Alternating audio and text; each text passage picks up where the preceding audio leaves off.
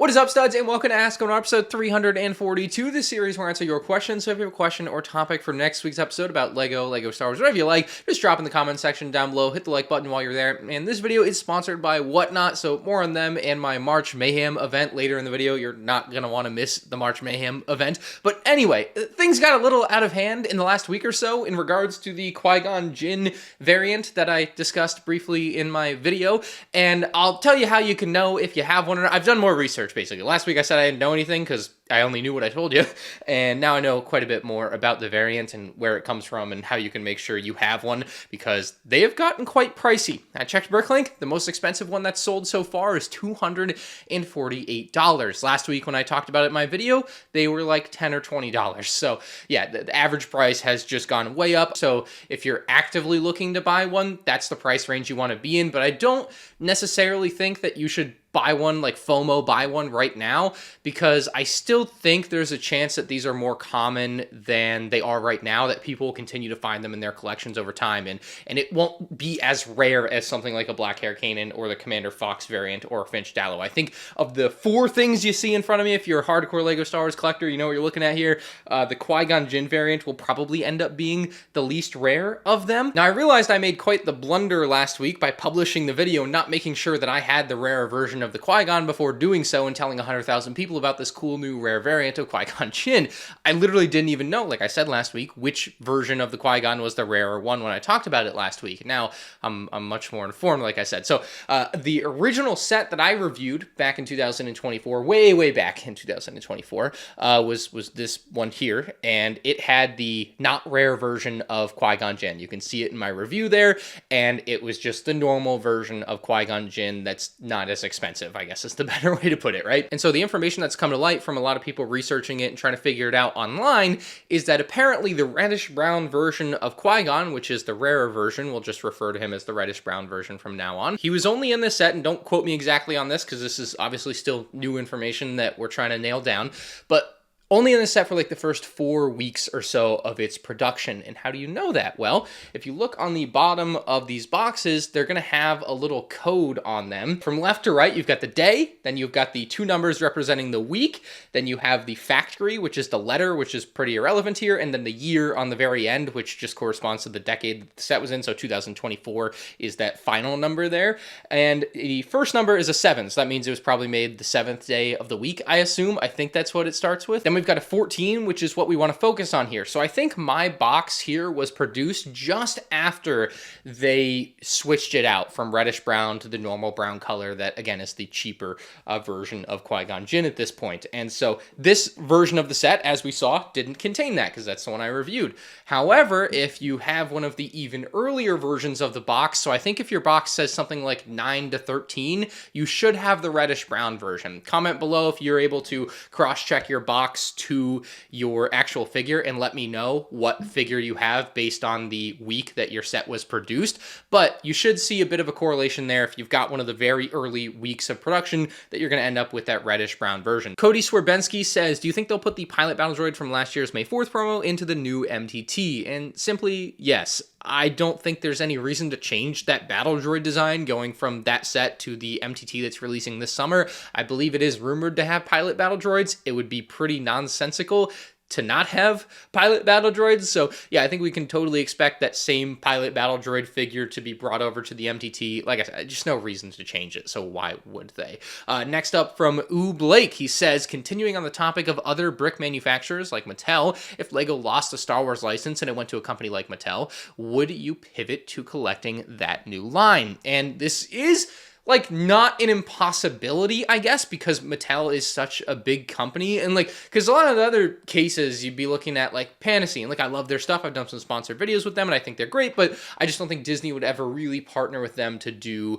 something like Star Wars, at least not in their current state, because they're so new. They're a newer company trying to, you know, break into the space. There's other third-party brick building companies that would kind of fall in that same category as of now. Panasonic does have the chance to grow and be big and kind of rival some of these other third-party companies like Kobe and whatever Mattel brings out, or Mega Bloks, right? But the point is, they're just not as established as something like Mattel is. But anyway, I have to say this, I don't think that Lego will ever lose its Star Wars license, nor do I necessarily want Lego to lose its Star Wars license, but It would be one of the biggest shakeups that could happen to, I guess, brick building Star Wars, not Lego Star Wars at that point. I would absolutely collect it. I don't think I would enjoy collecting it as much as I do enjoy collecting Lego Star Wars, because it's kind of now a different thing. Like, I've enjoyed collecting Star Wars Black Series, but it wasn't the same for me, and so I always just find myself back at Lego Star Wars, back at square one, right? Nothing quite fills that same void in my heart as Lego Star Wars, and so I don't know if it would quite do the same for me, but I do think from a content perspective and just like what would this alternate reality be like, it would be insane. Like, the amount of videos I would get out of, like,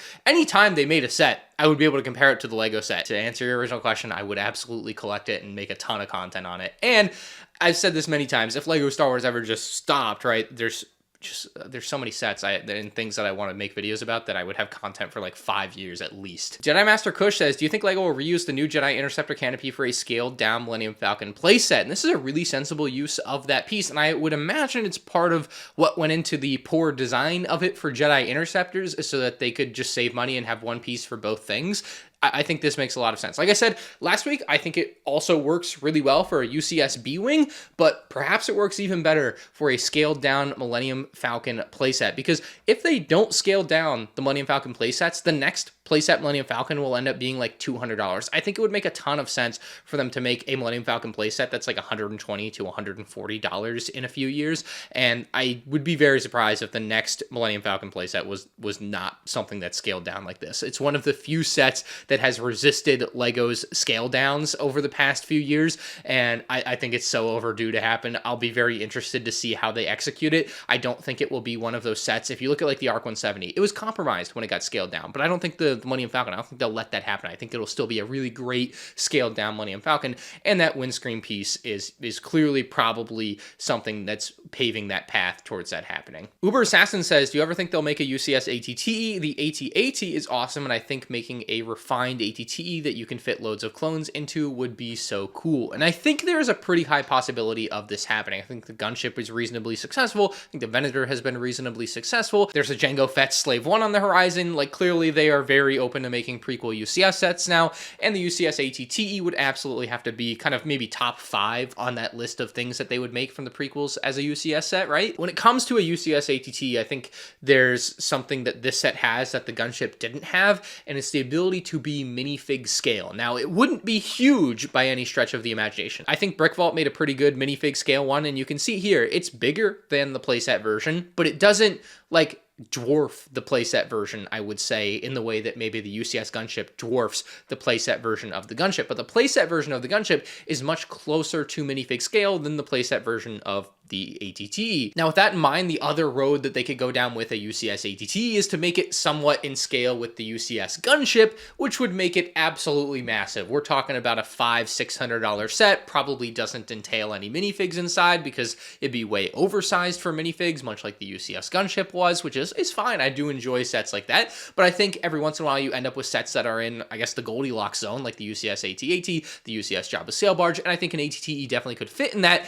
And the price range, you're probably only looking at $300 to $350, at least in today's money, for a set like that. I think it's very feasible to have happen in the next few years. Speaking of things LEGO hasn't made yet, Ed says, why doesn't LEGO make Force Ghost minifigs? Are they stoop? And yeah, not in this case, I don't think so. They seem to have a fairly legitimate reason to have not made Force Ghosts yet, and it basically, as of now, boils down to them not figuring out what the best way to approach it is, because they claim that, you know, I think the simple solution from our fan perspective is to just make a Force Ghost with all transparent blue parts. And honestly, frankly, they should just do that because that's what everyone thinks they should do. They should just do it. But they claim that they're not supposed to put all transparent blue parts together like that. If you put all transparent blue parts together on a minifig, it wears poorly in a way that I guess could cause stress, or maybe a lot of play wear on like the inside of the arms. So I think there's some rationale like that, on top of the idea that, hey, you can see the innards of the minifigure with this, and how do you design around that? Because you're not supposed to see that. And I think that's a little bit ridiculous. Like, who cares, right? At that point, we all know what we're getting into. When you get into transparent Lego parts, you can see the inner workings. Okay, we got past that. And I've got this really cool transparent blue clone trooper. There's nothing about it that feels super off to me, but I also haven't played with it. It's not a play toy to me, and obviously they would intend for something like this to also be played with by kids, so not purely as a collector's item, because as a collector's item, a transparent blue Force Ghost figure would look amazing on anyone's shelf, but like, I guess they're just worried about how it wears over time, which like, I get, but at the same time, this is the same company that produced like reddish brown that cracks when you look at it wrong, and brittle blue. Like, Lego is not impervious to producing a toy that breaks over time, you know? Like, it's kind of silly to me that that's the excuse too at the same time. Personally, I think they should just get over it and do a transparent blue figure like this. Like, Force Ghosts are something that like Star Wars fans of all ages have wanted for a long time. It's one of the last things that's been holding out the longest. It's probably the longest wanted thing that hasn't been made, because it obviously predates the prequel movies and such. Like, there's not a lot that hasn't been made from the original trilogy. They're not stupid. They have like fair and sound reasoning, but at the same time, I just think they should do it anyway. Do it as a May 4th figure and put an 18 plus box art on it and just be done. Like, I don't know. There's like solutions to it. Now, this video is sponsored by Whatnot, and if you haven't heard of them yet, they are the ultimate live auction app, allowing you to buy and sell just about anything from sports cards to Pokemon cards, and of course, Lego sets, figures, accessories, whatever you like. I've been using Whatnot for a lot of my Lego Star Wars needs for about 3 years now, and I can really say that it's the most fun way to buy and sell anything online. It's just such a great experience. And with the month of March, and of course May the 4th be with you right around the corner, there is no better time to sign up, because I'm holding a March Mayhem event. That means every Saturday, I'm going to be hosting a different Lego Star Wars themed live stream on my Whatnot page and selling all sorts of different things, ranging from some of the rarest Lego Star Wars minifigs of all time, including Finch Dallow, who you see here on the table with me, a ton of sealed Lego Star Wars sets. I'm going to do an entire stream dedicated to selling some of the rarest Lego Star Wars minifigures. Then on March 15th, I'm going to hold a massive general Lego Star Wars auction with hundreds and hundreds of minifigures, with the finale of that stream being a giveaway of a UCS Venator. Following that up on Saturday, March 22nd, I'm going to be hosting a Clone Army building stream, where not only am I going to have some of the amazing modern Lego Star Wars clone troopers, I'm going to be selling tons of the classics, Kashyyyks, Geonosius, Wolfpack troopers, Shock troopers, all of them. They're all going to be there, and it's going to be incredible. And then to round out my March Mayhem catches, that each auction will be a 15-second sudden death. It's going to be some insanity all month long. Now, to make things easy, we created this graphic for you so you can see some highlights of what's going to be for sale and what is going to be given away during each live stream. I think it's going to be a great month of March. Now, if you still haven't signed up and you don't want to miss March Mayhem, make sure you sign up with my link in the description below. You get a $15 credit to use on your first purchase, which of course could mean some free Lego for you. So thank you to Whatnot, and let's get back to our questions, because Dan Dev says, if money wasn't an issue, would you keep the IKEA Billy shelves for your Lego, or would you get custom built shelving? I didn't realize my IKEA Billy shelves screamed money is an issue. Not in like a bad way, but like, I thought they look really nice. They're not super expensive. Like, they're not, I wouldn't say they're cheap, but I think they look great. No, I don't think if I had $1 billion, I think these are still the shelves that I would have for what I have in them. I think they look phenomenal. They're really clean. The lighting is easy to integrate, and it's easy to also put the weather stripping in. I think for each like basically double shelf unit, so both doors, the entire shelf, and the lights, plus the weather stripping, about $250. So it wasn't particularly cheap.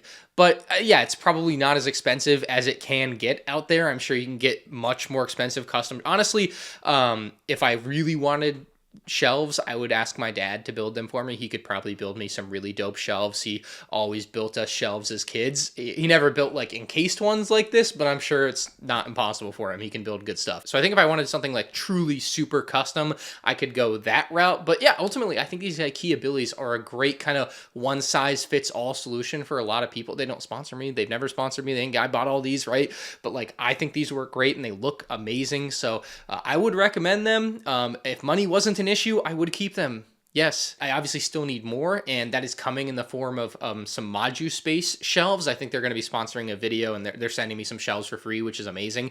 But I needed some shelves that are going to actually have depth to them. Like, these are about like a foot deep, maybe. So they can't hold certain things. Like, there's, size limitations to what you can put in these. And so I'm getting some shelves that are going to be much deeper. They're going to go upstairs. And yeah, but I would absolutely keep these shelves. I think they look phenomenal, and I wouldn't trade them for anything. Dorm Reviews says, thinking about starting a channel doing reviews in my dorm. Good idea. I think it's a great idea. It's really funny. Like, as long as you really lead into the idea that this is in a dorm, and maybe sometimes your roommate walks in while, like, you could have some really funny things go on while you're doing the reviews, and I think that would help build the credibility of you being a dorm review channel, like a very unique aspect, right?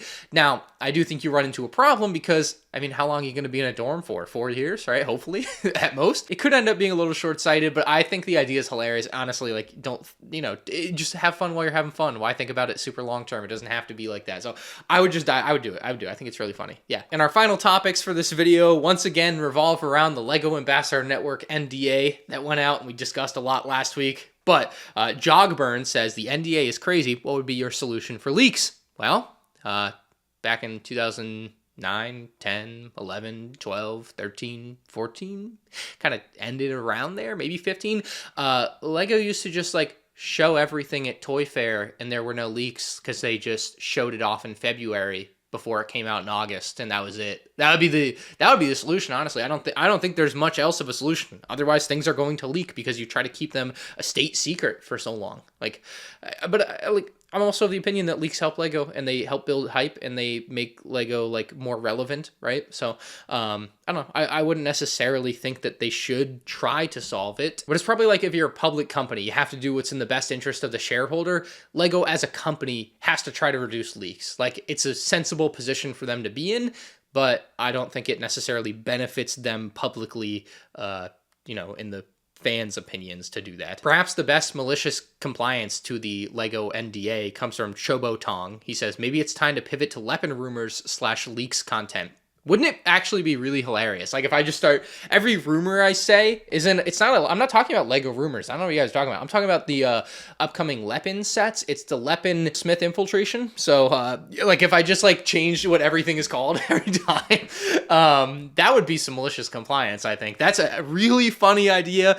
Maybe an April Fool's video idea. I don't think long-term that's going to work out for anyone. But I got a good kick out of your comment and just thinking about all the different possibilities. Could be like, no, I'm talking about Black Series vintage collection rumors. And it just so happens that they're all the same rumors as the LEGO sets for the summer with the Clone Wars MTT and the Death Star. It's like, no, they're coming out with $1,000 vintage collection Death Star. I swear, like, that's what we're talking about, not LEGO sets. I don't talk about LEGO rumors.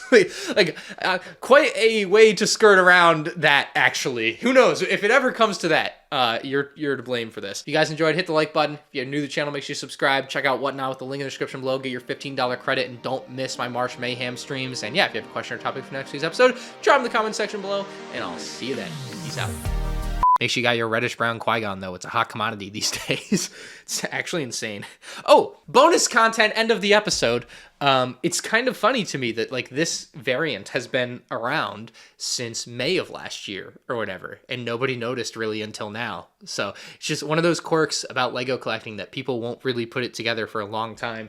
The Commander Fox variant is another one like that. No one really realized there was a variant of Commander Fox until like 10, 12 years later or whatever, and then all of a sudden it ballooned in value. So yeah, end of bonus content. See you next week.